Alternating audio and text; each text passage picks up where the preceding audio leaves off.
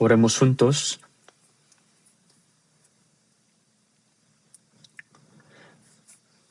Dios, nuestro Padre misericordioso, que estás en el cielo y que nos amas, nos tuviste misericordia y amor a nosotros, que vivíamos alejados de ti en pecado. Por lo cual, en vez de nosotros, el Señor Jesús, llevaste el juicio y la maldición que debíamos recibir. Y moriste en la cruz y perdonaste nuestros pecados para siempre con tu preciosa sangre derramada. E hiciste que nunca más recibiéramos juicio ni maldición. Te damos gracias por esa gran gracia que nos salvaste sin ningún mérito. Ahora nos hiciste tus hijos y nos diste la bendita esperanza de poder entrar en tu reino eterno. Señor, te damos gracias por todas estas gracias. En este momento, nosotros, redimidos por tu preciosa sangre, nos reunimos delante de ti para alabar tu gran gracia y tu amor, aprendiendo la palabra.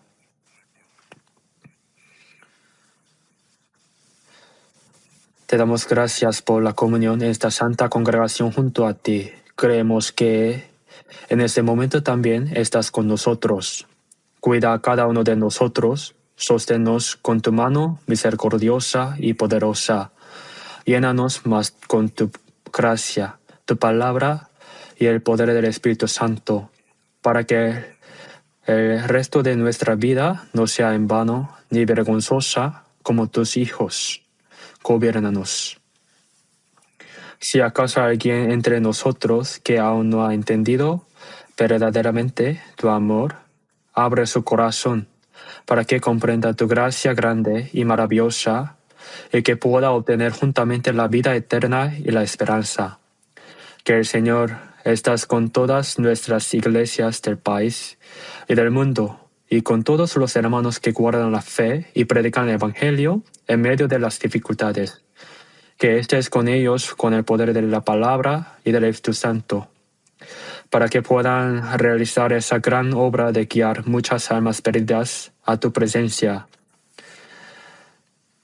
También en este momento, enséñanos con tu palabra que quieras revelarnos cómo debemos andar. Desde mañana comenzará el primer seminario bíblico este nuevo año. Te pedimos que también esta vez muchas almas sean salvas y que sea gozo y gloria para ti.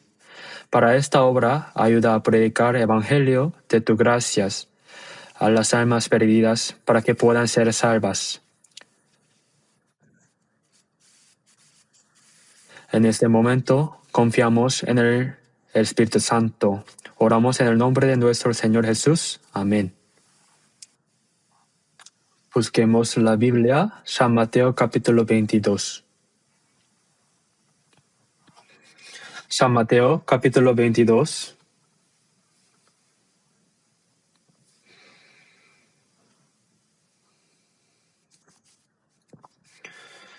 Leo desde el versículo 1 hasta 14 de San Mateo capítulo 22.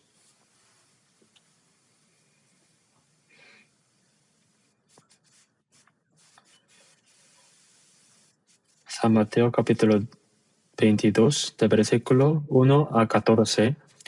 Respondiendo Jesús, les volvió a hablar en parábolas, diciendo, el reino de los cielos es semejante a un rey que hizo fiesta de bodas a su hijo, y envió a sus siervos a llamar a los convidados a las bodas. Mas estos no quisieron venir. Volvió a enviar otros siervos, diciendo, decid a los convidados, he aquí he preparado mi comida, mis toros y animales engordados han sido muertos, y todo está dispuesto, pedid a las bodas. Mas ellos, sin hacer caso, se fueron, uno a su labranza y otro a sus negocios, y otro tomando a los siervos, los afrentaron y los mataron. Al oírlo, el rey se enojó y enviando sus ejércitos destruyó a aquellos homicidas y quemó su ciudad. Entonces dijo a sus siervos, Las bodas a la verdad están preparadas, mas los que fueron convidados no eran dignos. Id pues a las salidas de los caminos y llamad a las bodas a cuantos halléis. Y saliendo los siervos por los caminos, juntaron a todos los que hallaron, juntamente malos y buenos, y las bodas fueron llenas de convidados. Y entró el rey para ver a los convidados, y vio allí a un hombre que no estaba vestido de boda. Y le dijo: Amigo, ¿cómo entraste aquí sin estar vestido de boda? Mas él enmudecido. Entonces el rey dijo a los que servían: Atale de pies y manos, y échale en las tinieblas de fuera. Ahí será el lloro y el crujir de dientes, porque muchos son llamados y pocos escogidos. Hasta aquí.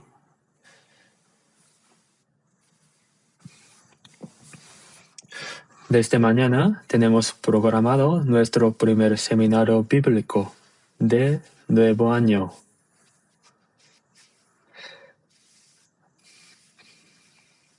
Primero, mientras vivimos,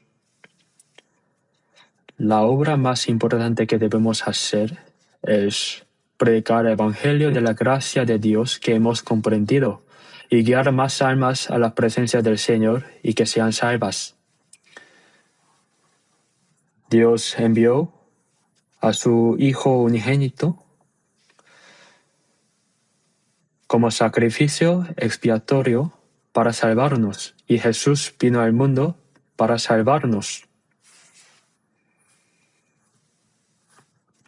En Lucas capítulo 19, versículo 10, Jesús dijo: Porque el Hijo del Hombre vino a buscar y a salvar lo que se había perdido. Dijo que vino a buscar y salvar a los pecadores perdidos delante de Dios.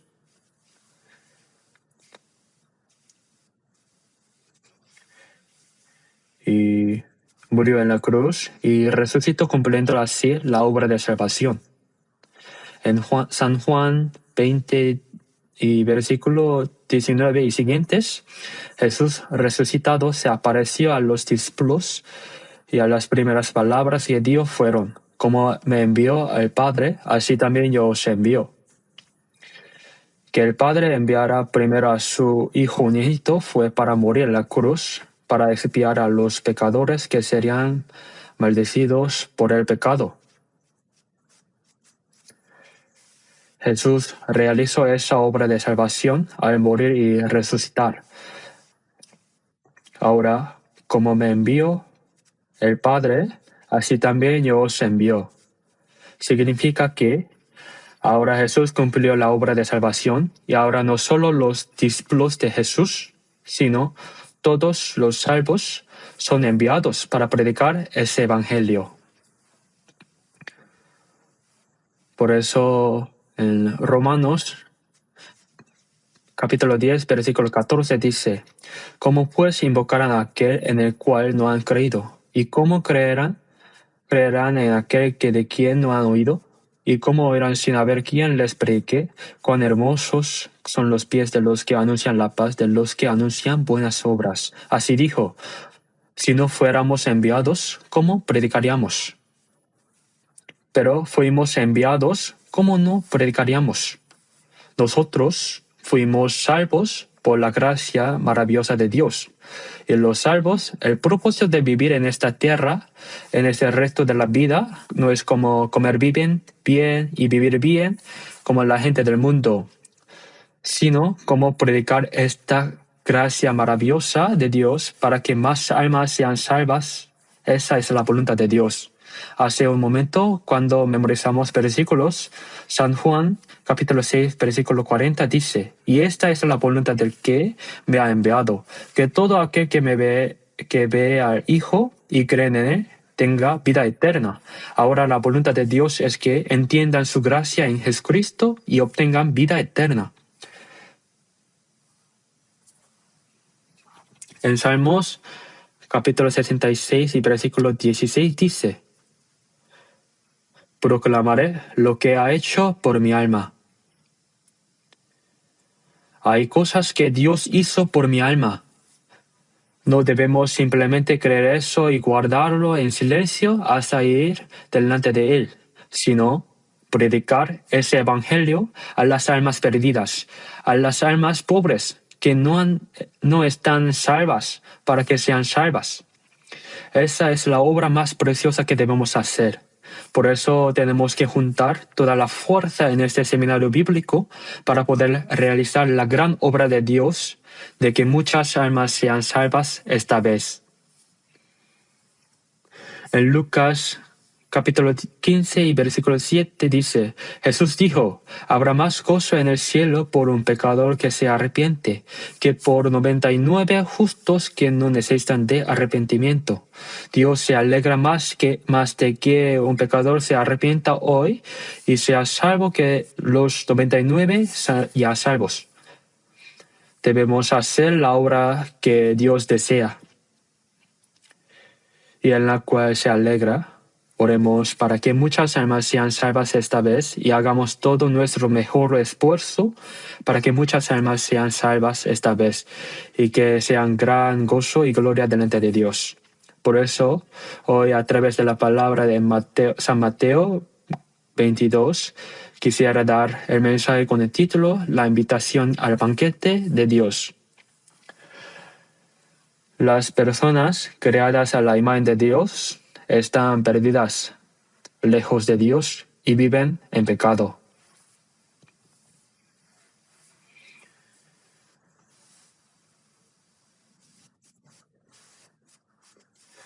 Por eso el propósito por el cual Dios creó a las personas fue para darles su amor, su gracia, la vida eterna y la gloriosa esperanza de poder entrar en el reino de Dios. Por eso Jesús dijo que vino a buscar a los pecadores perdidos lejos de Dios por el pecado. Ahora Jesús parabolizó en San Mateo 22 sobre la obra de que los pecadores sean salvos por la gracia de Dios y entren en el reino de Dios. Dijo que es como un rey que hizo un banquete de bodas para su hijo. Por supuesto, ese rey se refiere a Dios y ese hijo se refiere a Jesucristo. Por eso dijo que preparó un banquete. Antes de hacer el banquete, se notifica a las personas que serán invitadas. Hoy en día en nuestra iglesia de Seúl Central están muchos jóvenes, así que en la temporada de bodas continuamente se casan. Antes de celebrar la boda, primero se envían las invitaciones de boda pidiendo que vengan al banquete. Parece que antiguamente los reyes también hacían así. Hacían una lista de las personas a invitar y luego las notificaban. Habrá un banquete de boda de mi hijo en tal fecha, por favor vengan. Pero antes del día del banquete, por si acaso, el rey envió de nuevo a sus siervos para que llamaran a los invitados a venir. En San Mateo, capítulo 22, en el versículo 3 dice, y envió a sus siervos a llamar a los convidados a las bodas, mas estos no quisieron venir. Envió siervos diciendo que el banquete de bodas estaba preparado, según lo planeado. Por favor, vengan. Pero los convidados no quisieron venir. Y no terminó solo con eso, sino que volvió a enviar otros siervos diciendo, decid a los convidados, he aquí he preparado mi comida, he matado mis toros y animales engordados, y todo está dispuesto, venid al banquete de bodas. Dijo, pero a las personas que no quisieron venir, envió mensajero de nuevo y esta vez explicó, Parece que el rey hizo el banquete durante el día. Así que preparó la comida. Por eso dijo que preparó la comida. Mató sus toros y animales engordados que criaba. Y todo está dispuesto.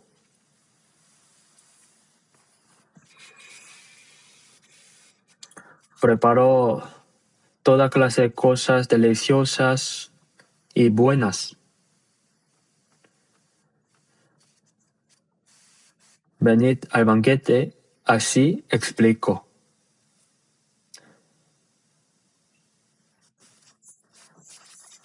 Pensando que tal vez no venían porque el banquete era insuficiente. Explicó cuánto se esforzó el rey y cuánto sacrificó para preparar el banquete. Pero sin hacer caso, no tenían interés en el banquete del rey. Uno se fue a su campo. Tengo que ir al campo hoy. Y otra persona dijo, yo tengo que hacer negocios, y se fue a sus negocios. Y otros, tomando a los siervos, los afrentaron y los mataron. ¿Cómo puede ser esto? Si no quieren ir al banquete, que no vayan. Pero el rey envió a sus siervos por tercera vez y dijeron, no queremos ir. ¿Por qué molestan tanto? Y los afrentaron y los mataron. ¿Sucederá esto en realidad? Sí, sucedió.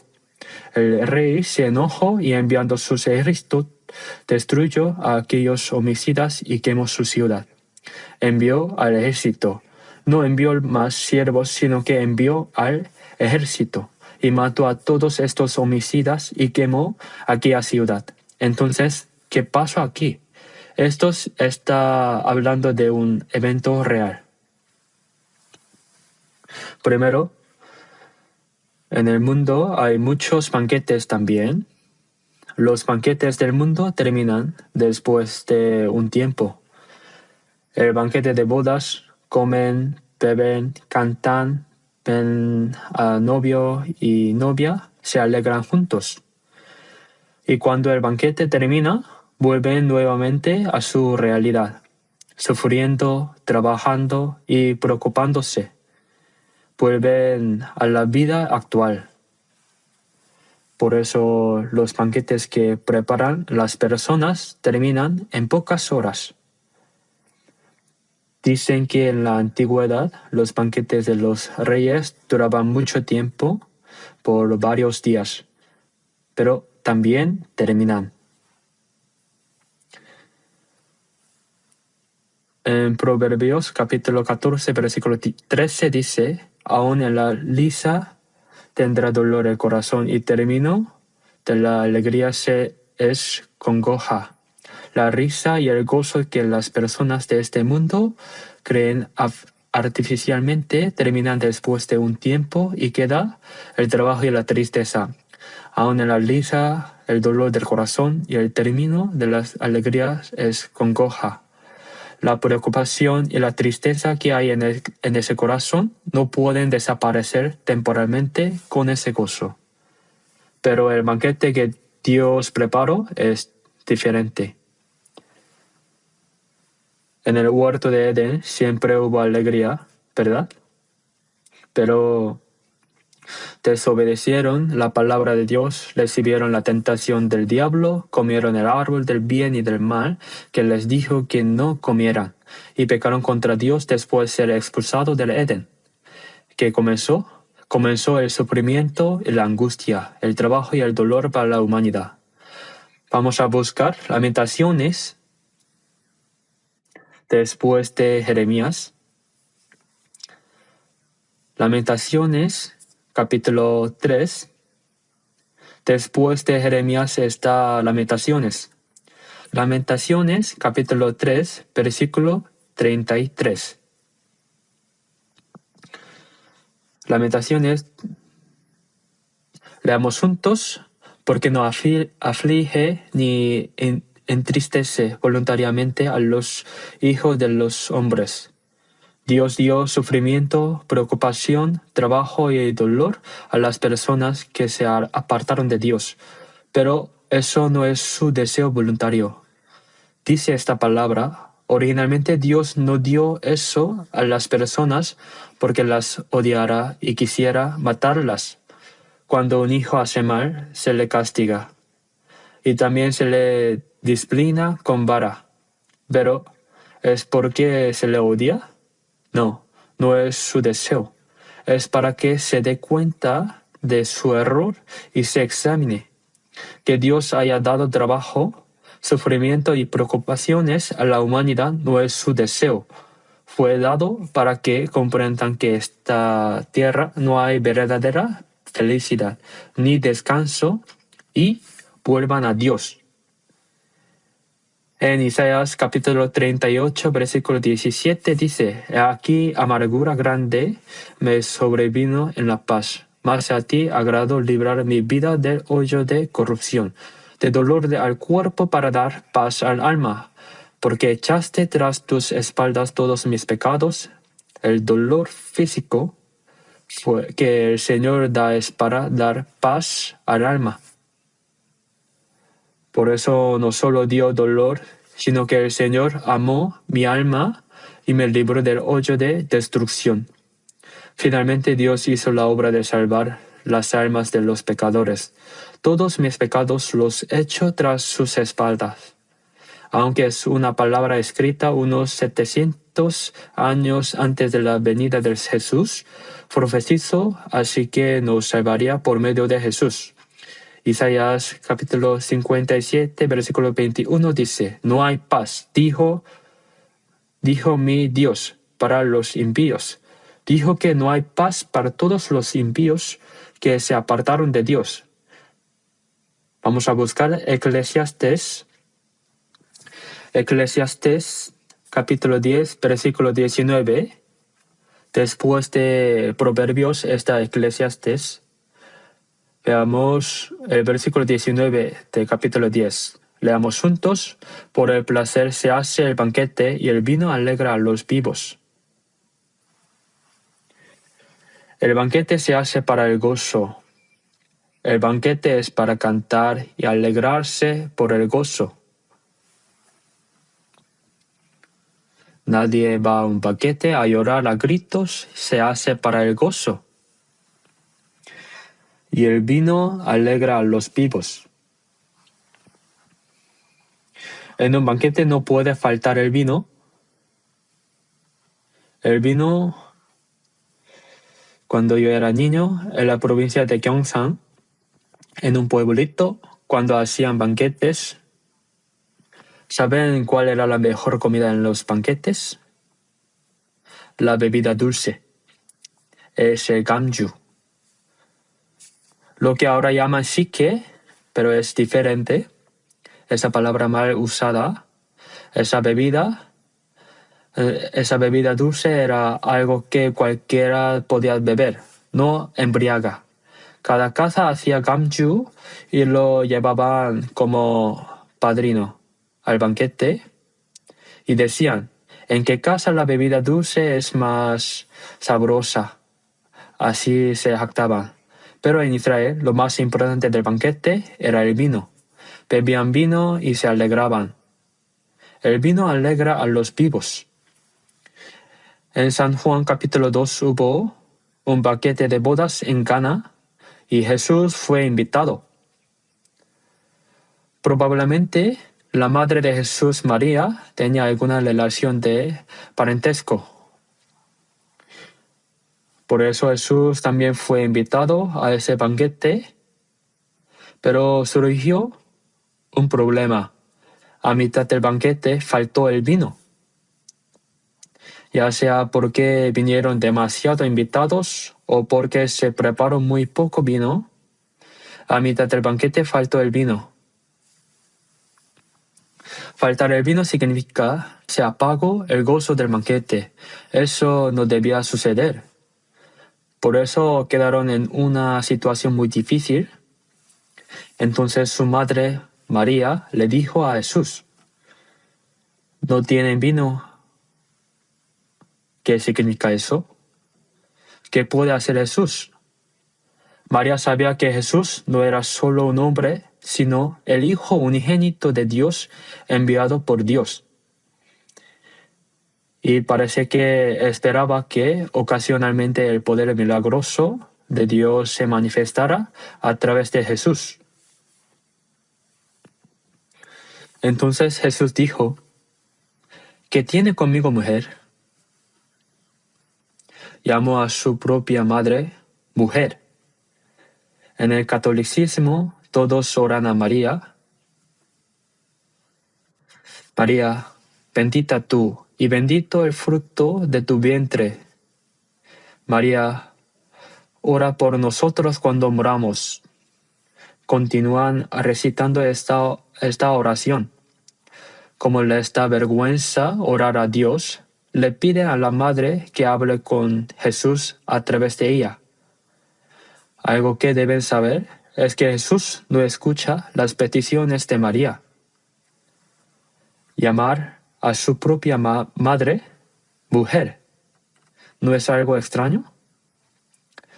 Bueno, el ambiente es diferente, no es una palabra despectiva, sino que es decir, tú eres solo una mujer.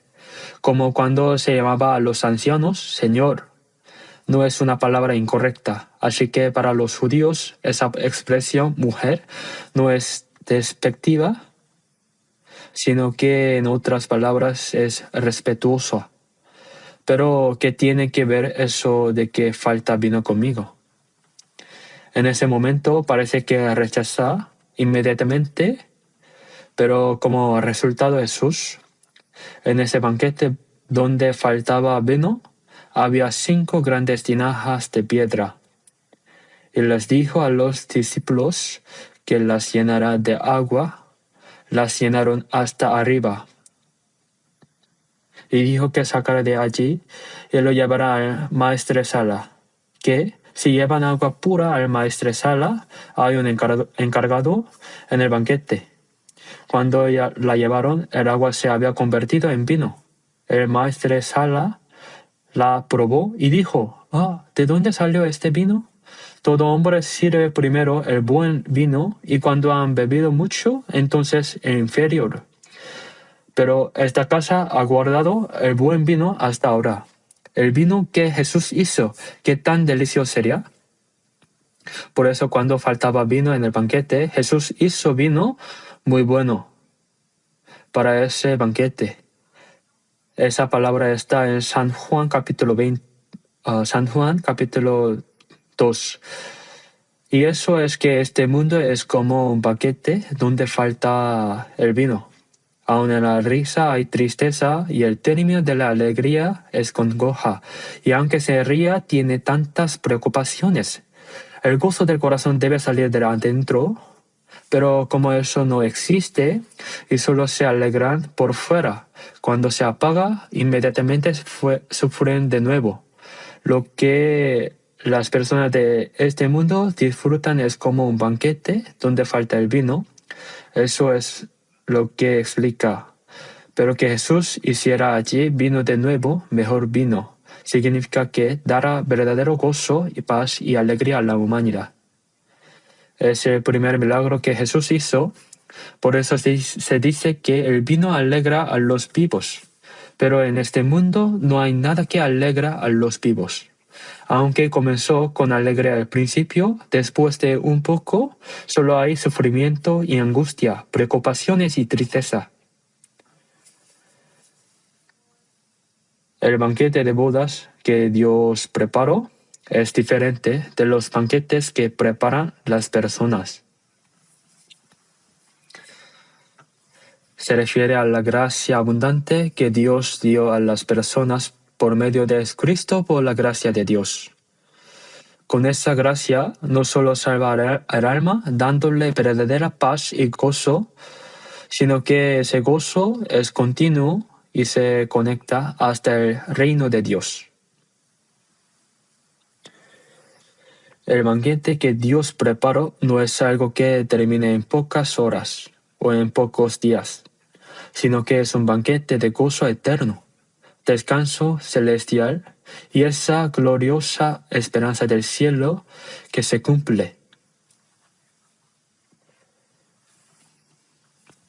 En San Juan capítulo 4, versículo 14, Jesús dijo: Mas el que bebiere del agua que yo le daré, no tendrá sed jamás, sino que el agua que yo le daré será en él una fuente de agua que salte para vida eterna. Las personas de este mundo tienen alguna sed y tratan de quitarla con varios placeres, como la mujer samaritana que vino a sacar agua. Cualquier que bebiera de esta agua volverá a tener sed.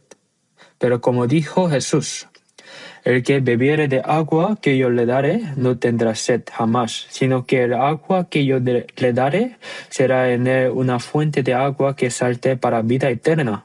El gozo que el Señor da no termina después de un tiempo, es eterno. Vamos a buscar Proverbios, capítulo 15, Proverbios 15, Proverbios 15, versículo 15. Proverbios 15 y 15. Leamos juntos. Todos los días de afligido son difíciles, mas el de corazón contento tiene un banquete continuo. El que sufre, sus días son difíciles. Las personas de este mundo viven en sufrimiento, angustia y trabajo. Sus días son realmente difíciles, pero el de corazón contento tiene un banquete continuo. Este es el gozo del corazón. Primera de Tesalonicenses, capítulo 5, versículo 16, dice: Está siempre gozos. ¿Cómo estar siempre gozos? Hay momentos de gozo, pero también hay momentos de tristeza y de sufrimiento. Pero el gozo que el Señor da es un gozo con el que podemos estar siempre gozosos en cualquier circunstancia. Por eso el de corazón contento tiene un banquete continuo. En el corazón hay un banquete continuo, como si siempre estuviera en el banquete. El gozo y la alegría no cesan. Pero el rey preparó el banquete y llamó a los invitados a venir, pero como no quisieron venir, envió de nuevo otros mensajeros, diciendo que mató toros engordados y todo estaba dispuesto. Por favor, vengan. Pero no quisieron venir. Que viniera siervos 2 veces representa el amor de Dios, que desean salvar las almas por su gracia, su amor paciente.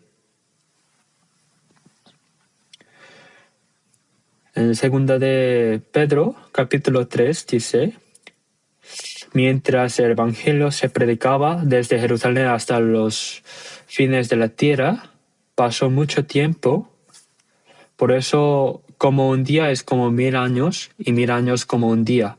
Esperar con paciencia para que nadie perezca, sino que todos se arrepientan.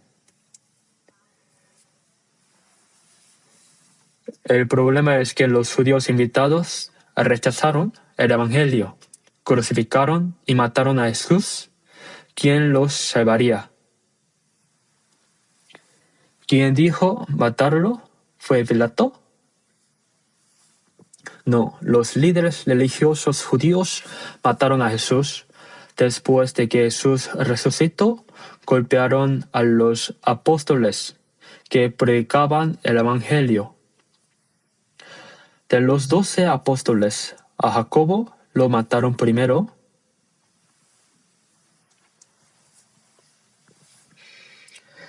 Herodes, sabiendo que a los judíos les agradaba matar a los apóstoles, decapitó a Jacobo. En Hechos capítulo 7, cuando el diácono estaba llenos del Espíritu Santo y predicaba el Evangelio, lo apedrearon hasta matarlo. Amenazaron a los discípulos para que no predicaran valientemente el Evangelio. Los apóstoles dijeron: Juzga si es justo delante de Dios obedecer a vosotros antes que a Dios, porque no podemos dejar de decir lo que hemos visto y oído. Les dijeron que no hablaran, así que los golpearon y los metieron en la cárcel. No solo rechazaron a Jesús, sino que persiguieron, golpearon y hasta mataron a los que predicaban el Evangelio. Esa fue la imagen de los judíos que fueron invitados primeros. Por eso Dios envió al ejército romano en el año 70 después de Cristo. Envió al general Tito de Roma para matar sin misericordia a 1.100.000 judíos y quemar la ciudad santa de Jerusalén. Y también alrededor del año 135 después de Cristo, el emperador Adriano invadió Jerusalén de nuevo. Mató a 580.000 personas y cortó todos los árboles frutales que había dentro de 18 kilómetros de Jerusalén. Los cortó de raíz. Cortar los árboles frutales que dan frutos significa no vivan aquí. Los expulsó a todos. Fueron expulsados por todo el mundo.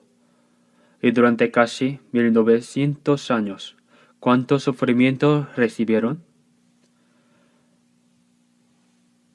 Durante la Segunda Guerra Mundial, en solo unos pocos años, 6 millones de judíos fueron masacrados en Europa. ¿Cuál era la razón? Para evitar el pecado de matar a Jesús inocente, Pilato se lavó las manos, diciendo: «Yo no tengo que ver, sois vosotros los que pedís matarlo. Recibid vosotros el precio de la sangre de matar a una persona inocente. Sí, está bien, su sangre sea sobre nosotros y sobre nuestros hijos». Si según esa palabra, en el año 70 después de Cristo murieron 1.100.000 judíos que aún vivían. Las personas que mataron a Jesús después murieron 580.000 más. Y eso no terminó allí. Fueron expulsados por todo el mundo. Los judíos no pudieron vivir en la tierra de Israel durante 1900 años. Durante las cruzadas, en cada pueblo por donde pasaban los cruzados mataban a todos los judíos diciendo que eran hijos del diablo que mataron a Jesús. Cuando la peste negra se expandió por Europa, acusaron falsamente a los judíos de haber esparcido los gérmenes, de haber echado venenos en los pozos. Los acusaron falsamente y los mataban. Los judíos que murieron aquí y allá durante casi 2000 años. ¿Cuántos judíos murieron? Ese pueblo estuvo a punto de desaparecer completamente de esa tierra, porque es el resultado de rechazar el banquete que Dios preparó. Debemos pensar en eso. El castigo sobre los judíos que rechazaron a Cristo se mostró como enseñanza real para todo el mundo. ¿Cuán grande es el pecado de rechazar la invitación de Dios? ¿Qué significa que Dios invita al banquete? Dios desea dar verdadera paz, gozo, vida eterna y esperanza a los pecadores. Pero rechazaron esa gracia. Mataron a todos los profetas que Dios envió. Los mataron apresuradamente y los persiguieron.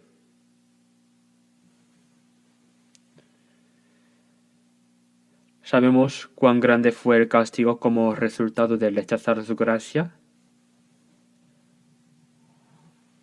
Esto no terminó con eso, sino que mientras el Evangelio se predicaba por todo el mundo, ahora todos los que rechazan su gracia, todo está dispuesto.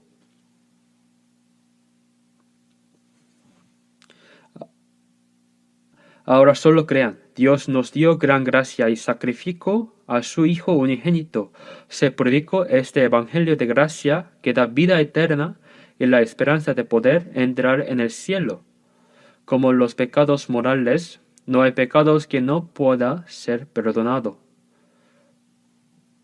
porque Jesús realizó la eterna redención en la cruz.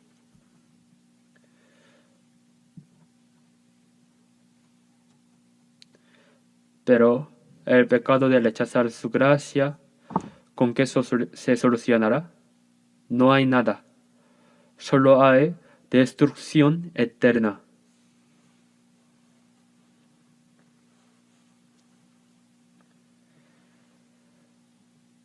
Vamos a buscar San Lucas 14.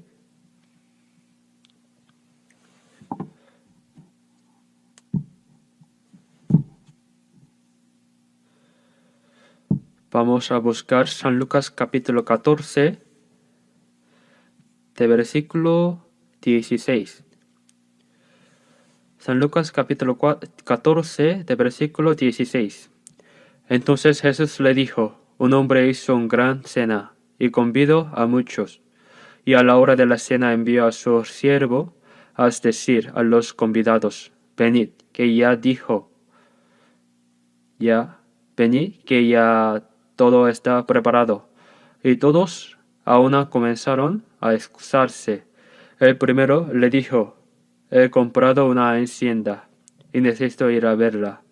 Te ruego que me excuses. Otro dijo, he comprado 5 yuntas de bueyes y voy a probarlos. Te ruego que me excuses. Y otro dijo, acabo de casarme y por tanto no puedo ir. Ahora aquí es la misma historia. Aquí dice un hombre, pero lo importante es que preparó el banquete e invitó a las personas. Envió al siervo diciendo, venid, todo está preparado. Entonces todos comenzaron a excusarse. Yo compré una hacienda y necesito ir a verla. Si compraste una hacienda, ¿quién te la va a quitar? Si compraste la hacienda, está hecho. ¿A qué vas a ir a ver? ¿Es esa una razón? Otro dijo, compré 5 yuntas de bueyes. 5 yuntas son 10 bueyes. 2 bueyes por cada yunta para arar. Así que voy a probarlos hoy. ¿Qué? Si ya compraste 5 yuntas, ya terminó la prueba y todo. ¿Qué más vas a hacer? Están poniendo excusa sin tener sentido. Uno dijo, acabo de casarme y para alegrar a la novia no puedo ir. Hay varias excusas para no poder ir, ¿verdad? ¿Es eso alguna razón para rechazar el banquete de bodas de rey? ¿Un banquete especial de bodas? No lo es. Se da testimonio del Evangelio, de la gracia de Dios, pero esas son razones sin sentido de las personas que rechazan ese Evangelio.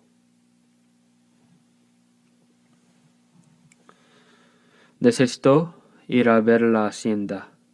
Compré 5 yuntas de bueyes y hoy debo probarlos. Y también en San Mateo dice que es día de negocios. Se van a sus negocios.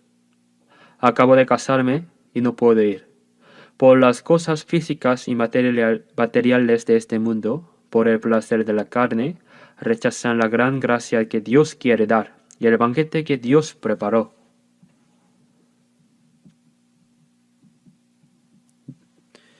Dios da gozo y paz eternos hasta la gloriosa esperanza de poder entrar en el cielo. Dios no hace un banquete que termine en pocas horas. Estas personas no sabían cuán grande es el pecado de rechazar eso. Dios preparó la gracia para que todas las personas pudieran ser salvas, sacrificando a su Hijo unigénito. Se da testimonio de ese Evangelio de gracia y significa venir a Dios y participar en este banquete, participar en su gracia. El resultado de este pecado, de rechazar la invitación de Dios, es realmente terrible. Es algo trágico que causa tristeza eterna. Parece que las personas no saben eso. En San Juan 3:16, porque de tal manera amó Dios al mundo, que ha dado a su Hijo unigénito. Por todas las personas del mundo, dio a su Hijo unigénito como sacrificio expiatorio. Derramó toda preciosa sangre muriendo en la cruz, y realizó la obra de expiar eternamente los pecados de todas las personas. Por los pecadores que se habían hecho enemigos de Dios por el pecado, Jesús realizó la obra de reconciliación con Dios al morir en la cruz. No solo reconciliación con Dios, sino salvación para poder entrar eternamente en su reino. ¿Cuántas personas rechazan de un golpe y desprecian esta gracia y bendición maravillosa de Dios que desea dar? Sabemos bien cuál es el fin de eso.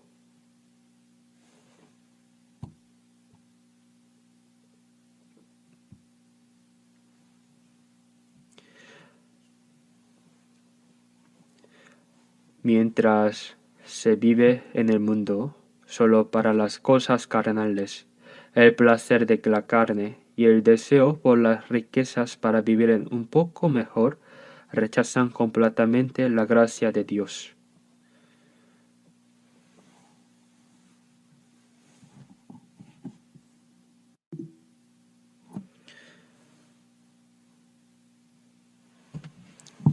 San Juan, capítulo 3, versículo 3, Jesús dijo: de cierto te digo, el que no naciere de nuevo no puede ver el reino de Dios. Ser salvo, nacer de nuevo, obtener la vida eterna, todas son las mismas palabras.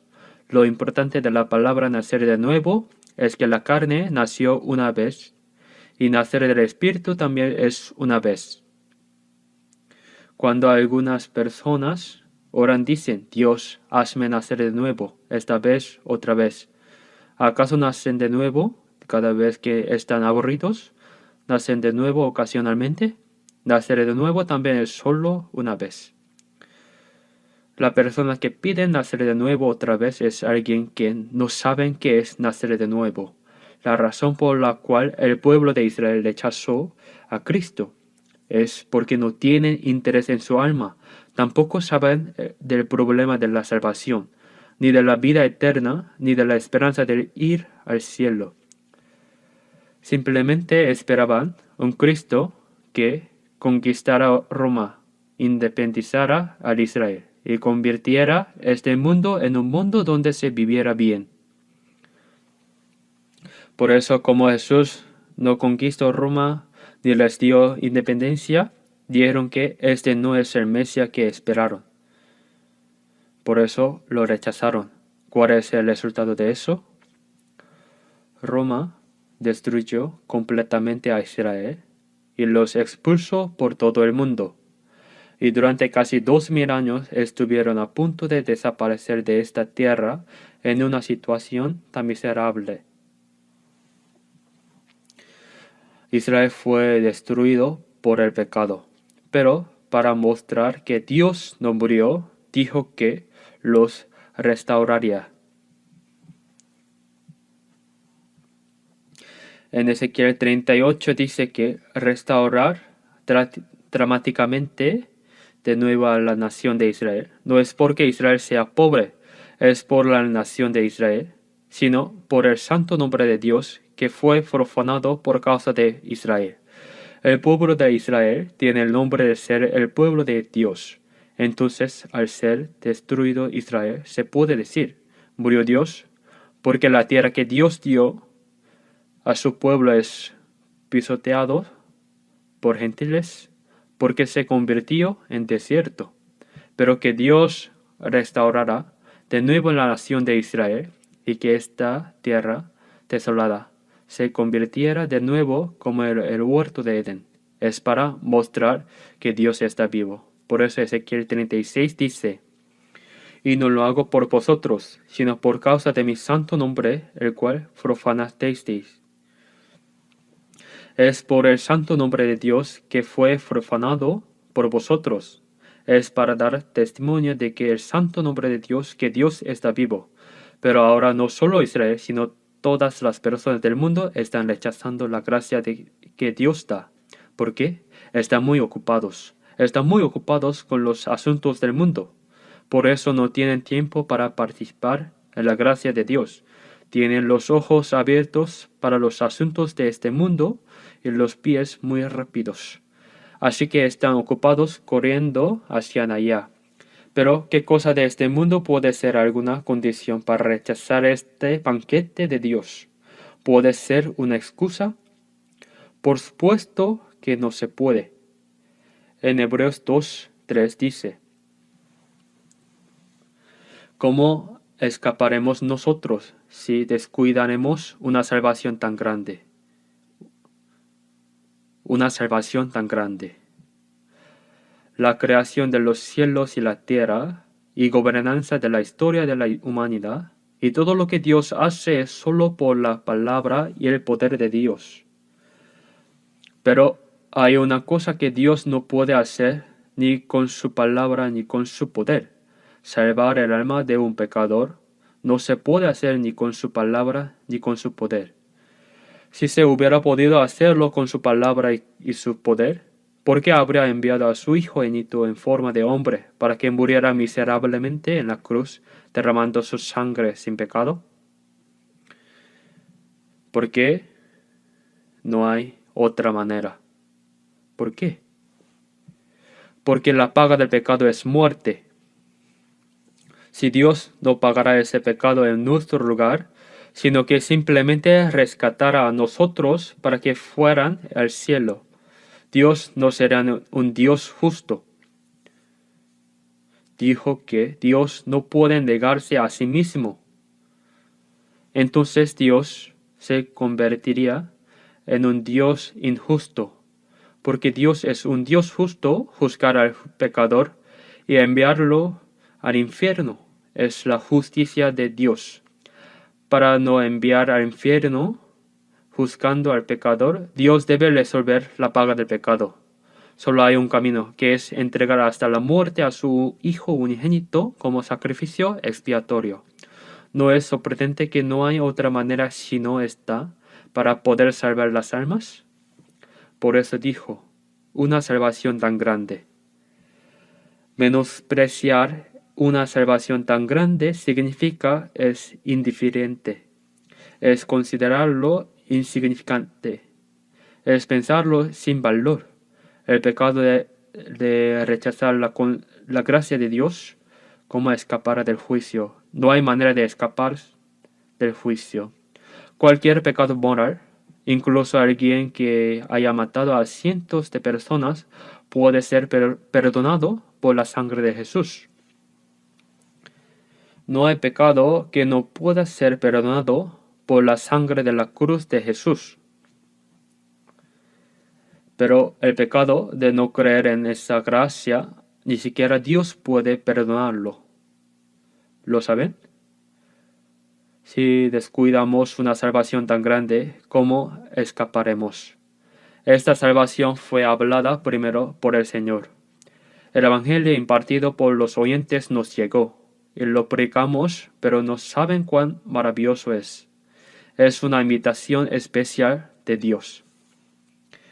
En el huerto de Edén comieron del árbol del bien y del mal, que Dios les dijo que no comiera. Si hubiera comido del árbol de la vida, habrían vivido para siempre. Pero en lugar de eso comieron el árbol del bien y del mal, murieron.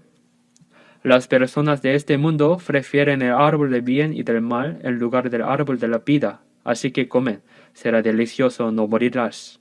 Es la tentación del diablo. ¿Saben a cuántas personas el diablo está tentando?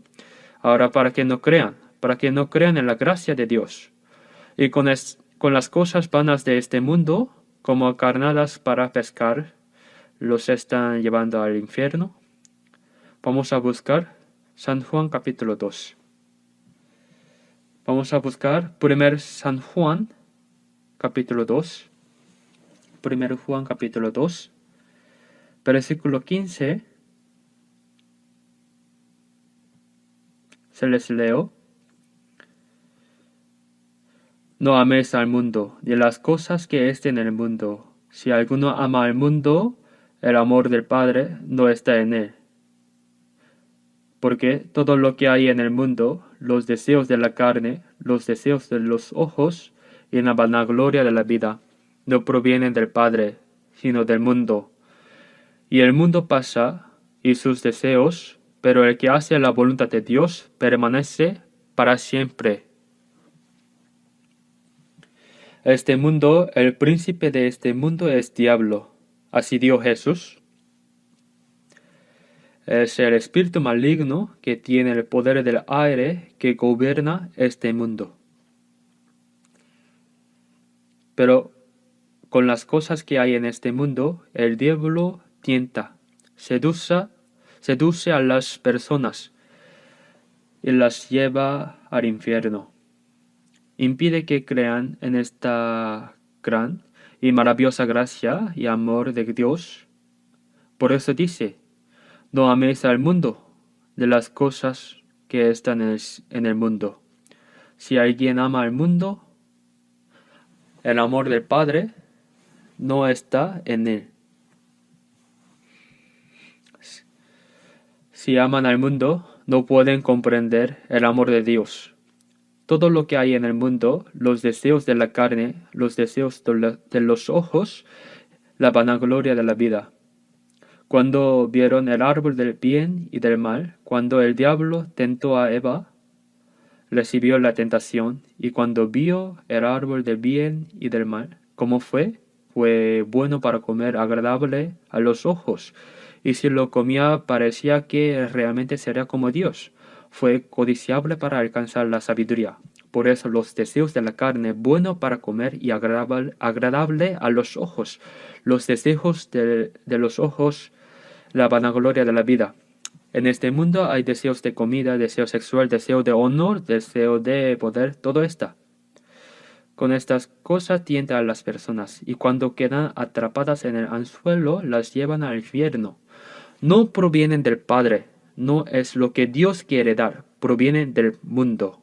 El mundo pasa y sus deseos no solo pasan, sino que las personas atrapadas en eso van hasta el infierno.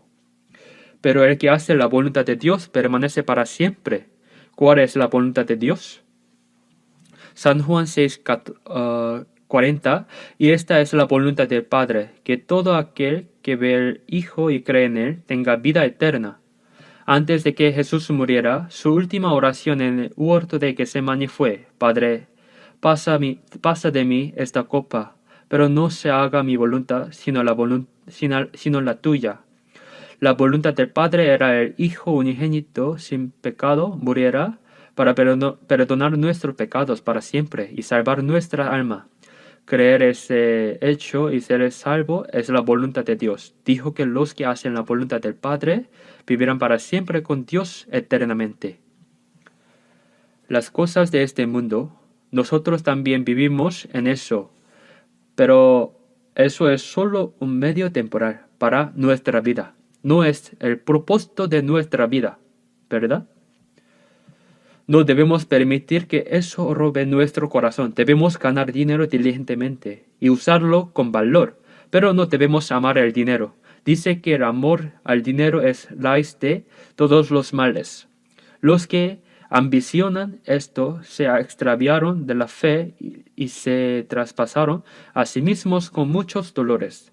Segunda de Corintios 4:18 dice, no mirando nosotros las cosas que se ven, sino las que no se ven. Pues las cosas que se ven son temporales, pero las que no se ven son eternas. Lo que se ven con los ojos, lo real, lo físico, lo material, las personas son seducidas y arrastradas por eso. Dios quiere dar la gracia abundante, la vida eterna, la esperanza de poder entrar en el reino de los cielos, participar en su banquete. Significa que nuestra alma es salva y obtiene la vida eterna. Es para dar paz y gozo de Dios que pueda entrar eternamente en el cielo. Pero las personas del mundo solo buscan lo visible, lo real, lo físico, por lo cual no comprenden la gracia eterna, maravillosa y gloriosa que Dios desea dar. La rechazan y persiguen las cosas que están por desaparecer después de un momento. Las cosas de este mundo son así.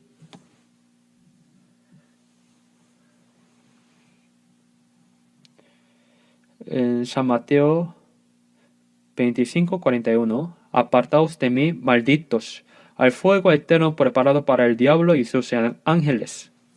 Solo queda el fuego eterno del infierno a las personas que tratan de satisfacerse con las cosas del mundo.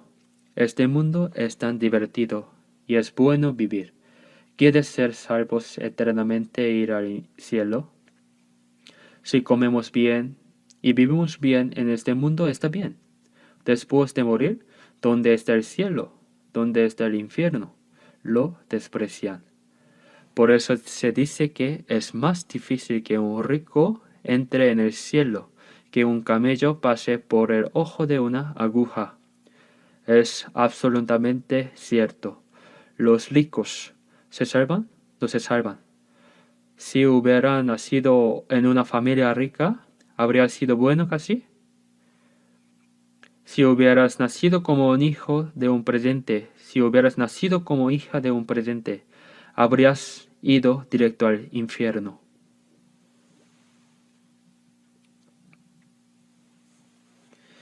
Entonces, ¿saben? Desde que era niño viví pobremente, pero ahora mirando atrás, eso fue una gran bendición. Dijo que bienaventurados los pobres. No hay ninguna palabra que diga que los ricos son bendecidos. En la Biblia hay de vosotros los ricos, llorad y aulad por las miserias que os vendrán. Así dijo. Entonces, cuando hacemos misiones por todo el mundo, en los países ricos es difícil evangelizar. Es muy difícil. Nos desprecian completamente y no conocen que somos evangelistas. El mundo es divertido y agradable, así que piensan.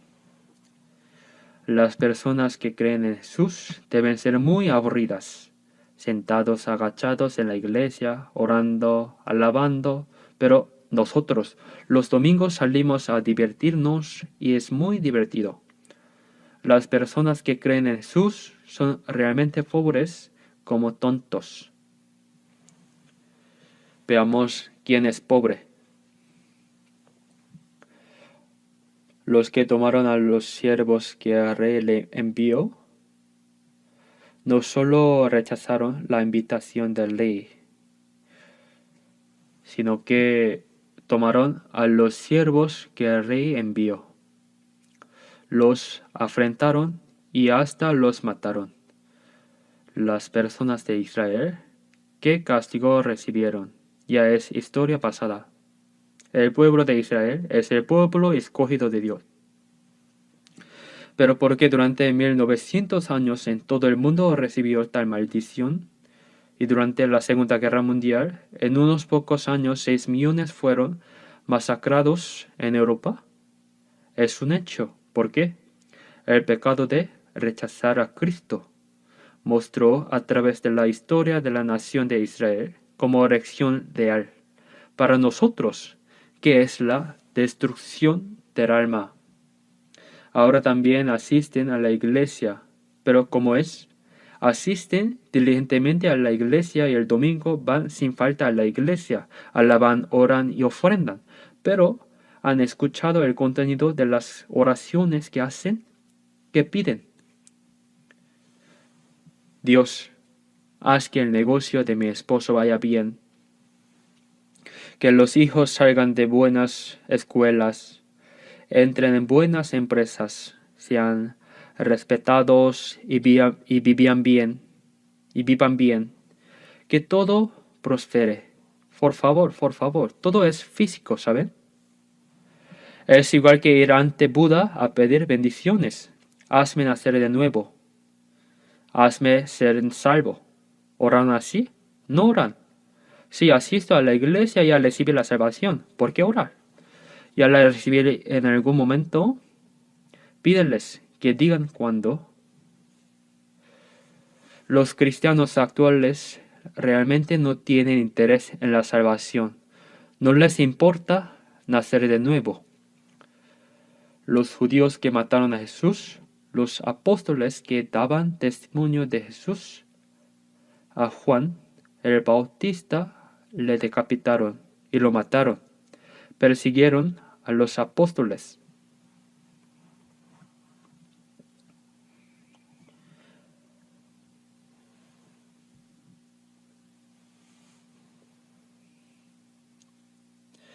Vamos a buscar San Mateo capítulo 23. Vamos a buscar San Mateo 23. San Mateo 23, versículo 37.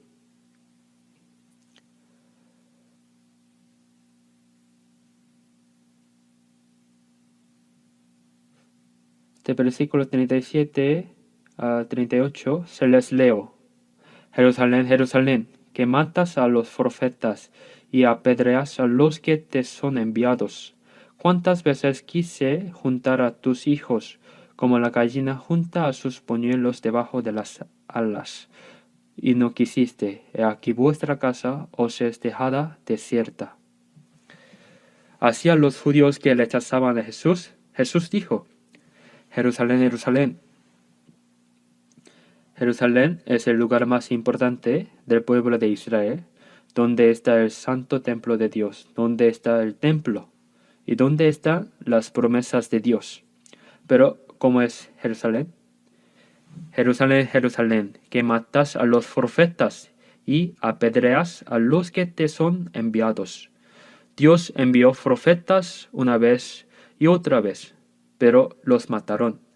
Apedreas a los que te son enviados. Dios envió tantos profetas y los mataron a todos.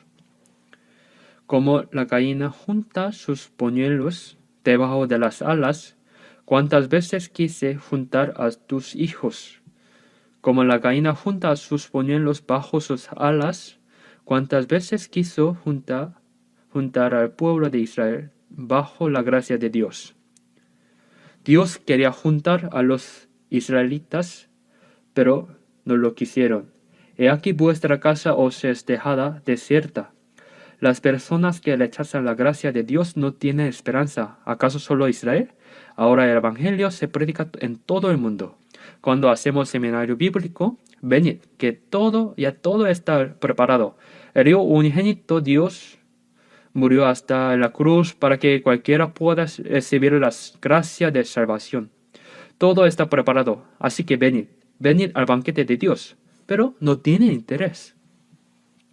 Tú crees bien y ve al cielo, yo prefiero al infierno. Dicen esas palabras irresponsablemente. ¿Es el infierno mejor? Veamos San Mateo 22. Veamos San Mateo capítulo 22. Del versículo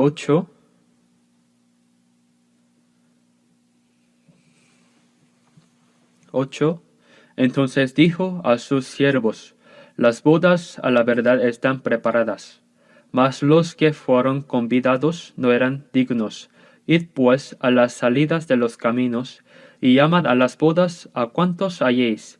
Y saliendo los siervos por los caminos, juntaron a todos los que hallaron, juntamente malos y buenos, y las bodas fueron llenas de convidados. Y entró el rey para ver a los convidados, y vio allí a un hombre que no estaba vestido de boda. Y le dijo: amigo, ¿cómo entraste aquí sin estar vestido de boda? Mas él enmudeció. Entonces el rey dijo a los que servían: átale de pies y a manos, y échale en las tinieblas de fuera, ahí será el lloro y el crujir de dientes, porque muchos son llamados y pocos escogidos. Ahora primero, las personas que fueron invitadas primero eran los judíos. Ellos rechazaron y despreciaron la gracia de Dios, crucificaron y mataron a Cristo, que vino a salvarnos. Persiguieron, mataron y se opusieron a los apóstoles que predicaban el Evangelio. Hasta ahora, la gran mayoría de los judíos no creen en Jesús. Yo fui a Israel 3 veces y a la tercera vez, fui a predicar el Evangelio. a 20 pastores judíos, 20 esposas de pastores, 40 personas en total, en un hotel Kibbutz, en la costa del mar de Galilea. Tuvimos un seminario bíblico durante varios días. Pero fui a la iglesia donde ellos pastoreaban, y entre los judíos, las personas que creen en Jesús, pensé que todos los judíos que creen en Jesús estarían salvos. No eran así. Casi todas son iglesias pentecostales donde alaban y hacen así, esas cosas. Los judíos no solo rechazan a Cristo, sino que incluso entre los que creen en Jesús no conocen el Evangelio. Es algo realmente sorprendente. Ahora en la era de apogeo del cristianismo, hay muchas iglesias, muchos miembros, muchos pastores. Los cultos son muy refinados, hermosos. Externamente son muy grandiosos, pero en realidad es difícil encontrar una persona nacida de nuevo, porque ellos mismos rechazan la gracia de Dios. No solo rechazaron venir al banquete, sino que cuando tomaron a los siervos que el rey envió, los afrentaron y los mataron. Así que el rey envió al ejército, destruyó a los homicidas y quemó su ciudad, quemó a Israel. Los expulsó y después dijo: Id pues a la salida de los caminos y llamad a las bodas a cuantos halléis. Las salidas de los caminos. Los invitados primeros son personas especiales, la nación de Israel escogida por Dios. Pero esta vez si van a las salidas de los caminos, pasan toda clase de personas exitosas, fracasadas, ricos, pobres y personas buenas, malas. Id a las salidas de los caminos y a cuantos encontréis, llamad al banquete de boda. Encontrad a cuantos. Ahora no es que seleccione qué tipo de persona es esa persona y la traigan. Traed a cuantos encontréis. Los siervos salieron a los caminos y juntaron a todos los que hallaron, juntamente malos y buenos, y las bodas fueron llenas de convidados. Evangelio. Ahora las salidas de los caminos son oriente, occidente, norte y sur, todo el mundo. El apóstol Pablo predicó el Evangelio a los judíos, pero los judíos persiguieron a Pablo e intentaron matarlo. Entonces, ¿qué dijo Pablo? Era necesario que hablase primero a vosotros la palabra de Dios, mas puesto que la desecháis y os no juzgáis dignos de la vida eterna, he aquí nos volvemos a los gentiles. Cuando predicaba a los gentiles, lo reciben bien. Por eso a los gentiles, oriente, occidente, norte y sur, todo el mundo, traed a cuantos encontréis, dijo. Esta es la gracia maravillosa de Dios. Vamos a buscar Lucas de nuevo, capítulo 14. Veamos San Lucas capítulo 14, versículo 21.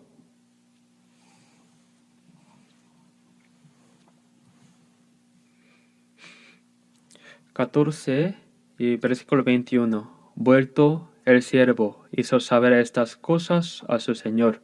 Entonces, enojado, el padre de familia dijo a su siervo: Ve pronto por las plazas y las calles de la ciudad, y trae acá los pobres, los mancos, los cojos y los ciegos. Y dijo el siervo: Señor, se ha hecho como mandaste, y aún hay lugar. Dijo el Señor al siervo: Ve por los caminos y por los vallados, y fuérzalos a entrar, para que se llene mi casa.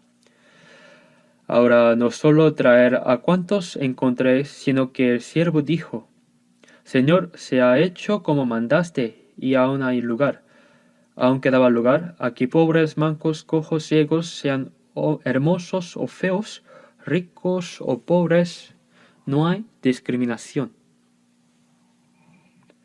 Traed a cuantos encontréis, aún hay lugar, todavía queda espacio. Entonces dijo, ve por los caminos y por los vallados, fuérzalos a entrar para que se llene mi casa. Fuérzaos, con fuerza llena mi casa. Si pensamos en esta palabra, Dios continúa llamando a las personas a venir para salvar más almas. Nosotros debemos hacer esa obra. ¿Quiénes son los siervos? Nosotros debemos hacer esta obra. ¿A cuántos encontremos predicar evangelio que predicamos? De cualquier manera, guiarlos para que sean salvos. Si no escuchan, aunque sea a la fuerza, las personas que evangelizan deben ser un poco descargadas. ¿Entienden? Escuchen o no escuchen. Si continuamos sin animarnos, esa persona pensará, ¿por qué me es tan persistente? No tiene nada que obtener de mí. Debe haber algo. Así que hay personas que son atraídas por eso. Si continuamos, Dios ayuda ese corazón y ayuda a que sean salvos. Si nosotros no predicamos el Evangelio y no quedamos callados, ¿quién será salvo? Ni una persona será salva. Aunque nos esforcemos tanto, no hay muchas personas que se salvan. Pero si cerramos la boca, nadie será salvo. Si las personas salvas primero no oran lo suficiente, no se esfuerzan por predicar el Evangelio, no se angustian, no tienen esa pasión y paciencia por salvar almas perdidas, no estarán personas salvas. Algunos pastores dicen, porque aunque predicó, no están personas salvas. Si es así, renuncia a ser misionero. Entonces, ¿para qué es misionero? Las personas que no evangelizan, que renuncien. Los hermanos evangelizan y hacen que varias personas sean salvas al año. No solo varias personas, sino más de 10 personas. Son muy persistentes. Cuando viene si una persona evangeliza, varias personas son salvas, es seguro. Por eso, fuérzaos para que se llene mi casa.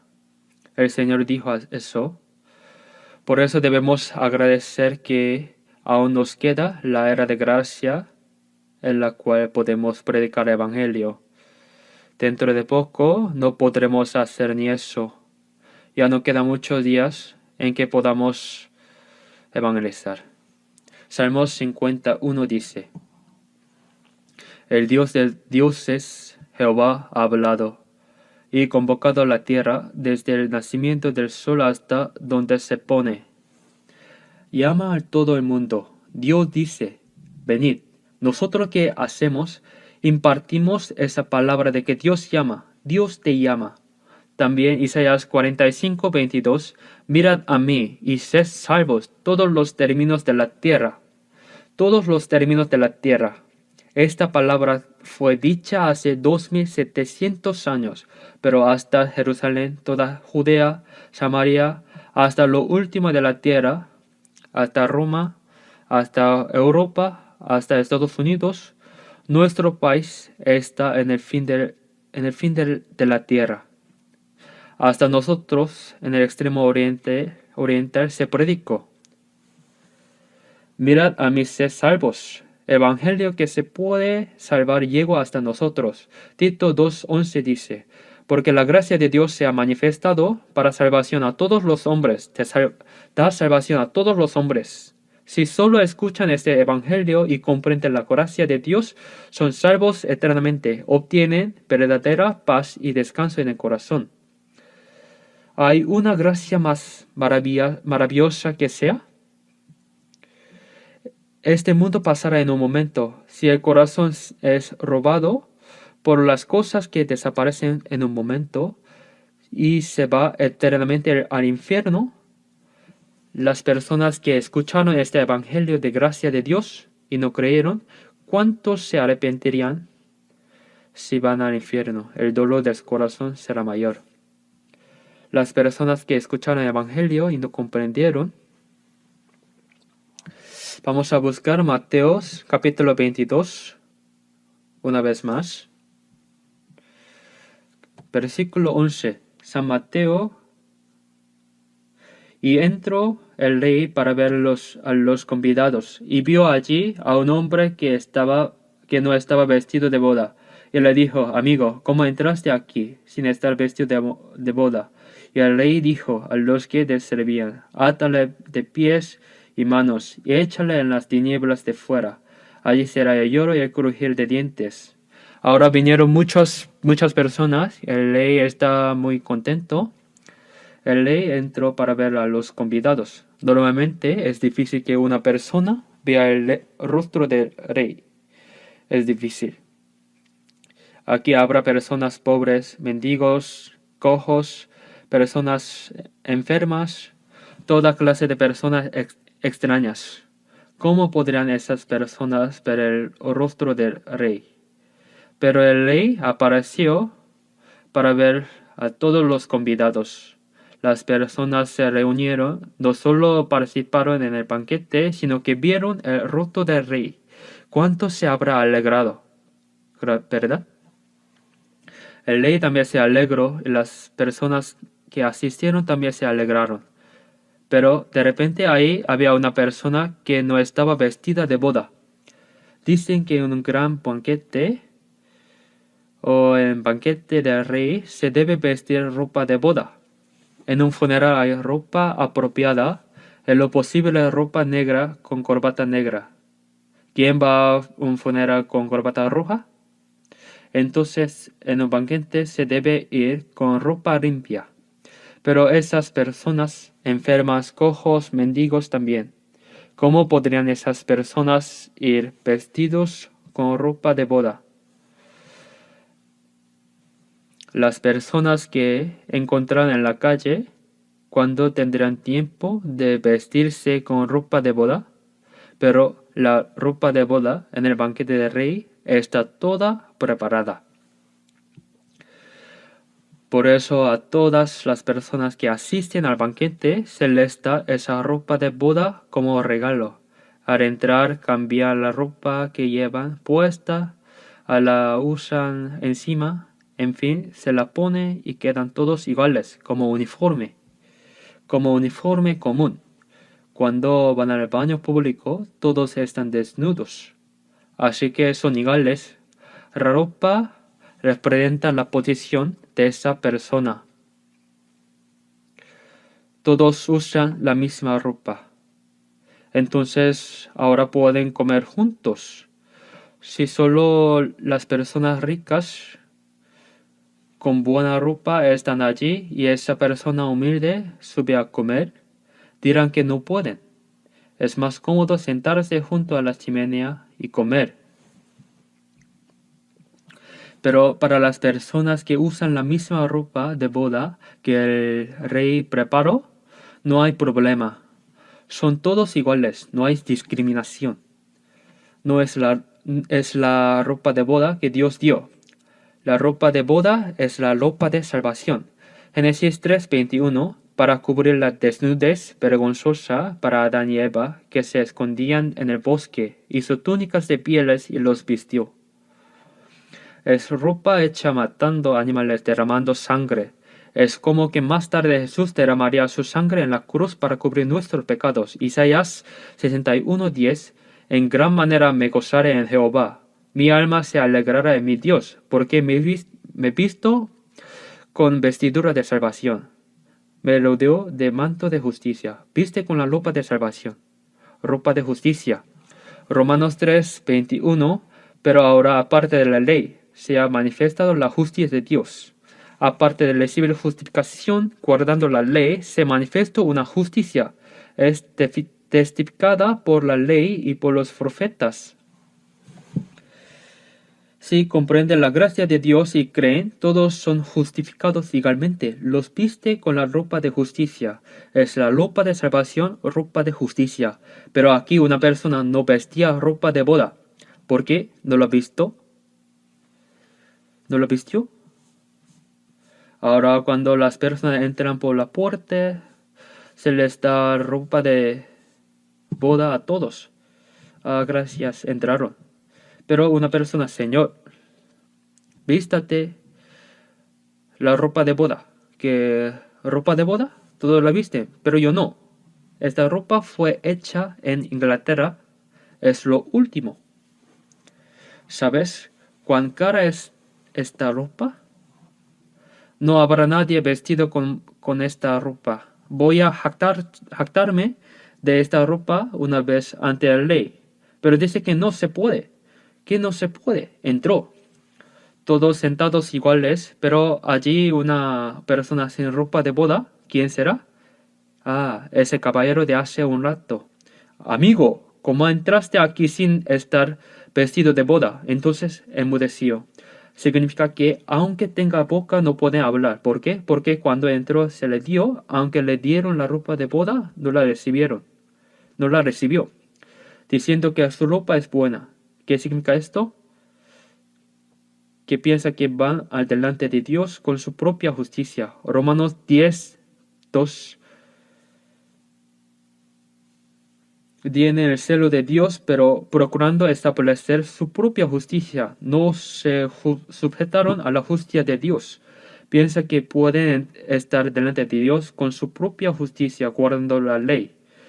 Isaías 64:6 dice, y todas nuestras justicias como trapo de inmundicia. Por muy justo que sea, la justicia humana ante Dios es ropa, pero es ropa inmunda. ¿Podrán estar vestidos con eso si no visten la ropa de salvación de Dios?